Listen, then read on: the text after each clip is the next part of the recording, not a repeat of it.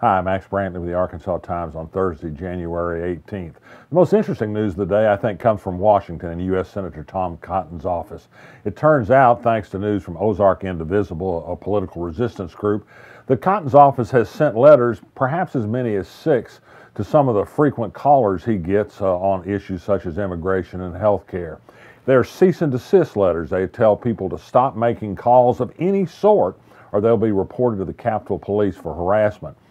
Cotton's office won't talk to us about this, but he did confirm to Channel 11 that these letters are sent under extreme circumstances in cases of vulgar communication and that sort of thing.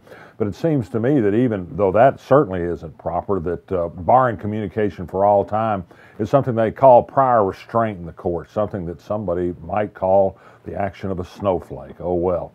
Yesterday in Cotton's office, there was a Facebook video posted of his staffers threatening to arrest some demonstrators on the immigration issue. They left the office chanting for Dreamers, but they're not welcome in Cotton's office on that occasion either.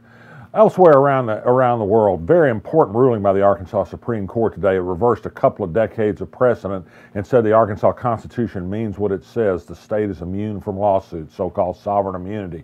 It can't be waived by act of the legislator. This decision came in the case of an employee of a University of Arkansas college who was seeking minimum wage protection under the minimum wage law, which the legislature specifically waived sovereign immunity in terms of state employees for. The Supreme Court says the Constitution says never. This opens up a huge range of issues in a lot of different areas of the law. The decision was split 5-2. Karen Baker said the impact could be astounding.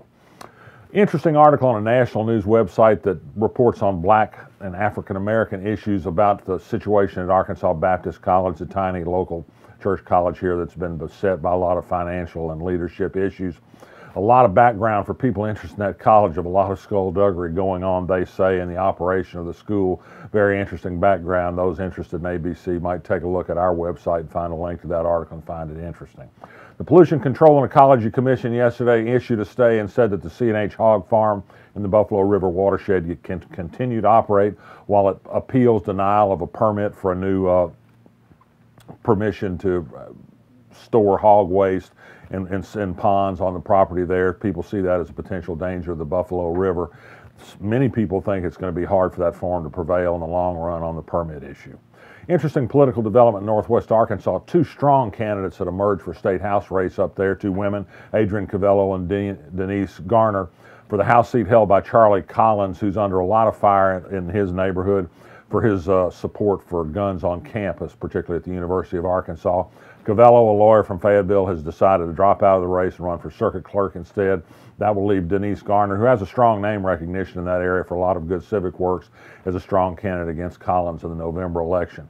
Bishop Anthony Taylor, the bishop of the Little Rock Catholic Diocese, told the 125,000 members of that diocese in a letter this week that he's not going to participate in the March for Life Sunday at the Capitol.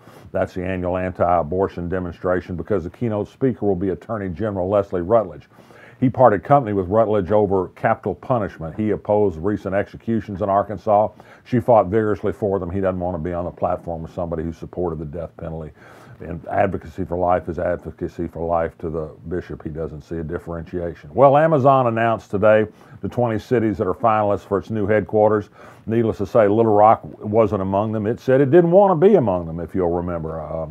Some of the cities that are on there include a couple of other state capitals, including Raleigh, North Carolina. Pretty soon, I expect we'll have a news conference saying we don't want Apple to come here either, because we like our city the way it is. UAMS employees are going to have a meeting next week with an expert on employment rights. People are nervous, and this includes the faculty members at the medical school. With the mass layoffs and talk of further layoffs, people are interested in what their rights are as some of these difficult decisions are made.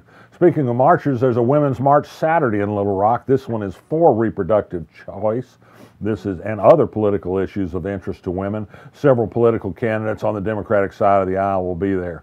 And finally, a note on a story we've mentioned here previously. There was a newspaper report in Kansas, we said, in which a Kansas basketball team said had been met by racial taunts in a game in Harrison at North Arkansas College. Harrison has a past history of some difficult racial issues.